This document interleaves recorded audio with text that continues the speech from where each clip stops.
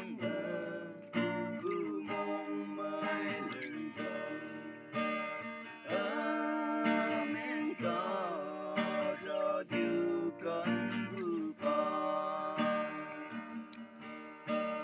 ở trong chui họ xưa giờ lấy cho khi sự suy đời cần nu có điều cần vu ba hôm nay không phải sử dụng của Giêsu đang nhớ nhung nhưng ở số phận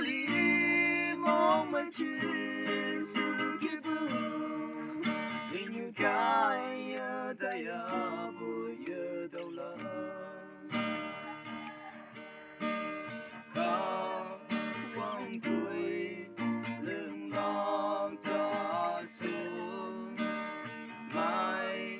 nhị lưng lo cơ nhị lưng cầu nhị lưng lo xa lưng cầu có quăng tuổi lưng lo ta xuống mai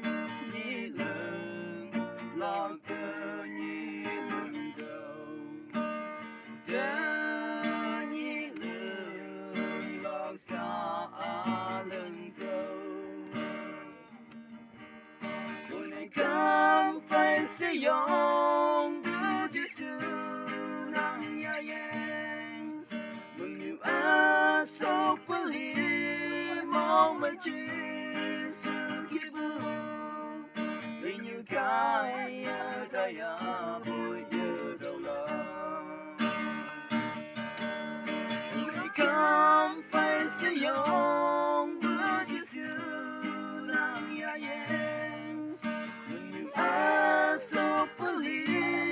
mong mỏi chuyện sự kiếp buồn vì như cái tay bùi giờ đâu là vì như cái tay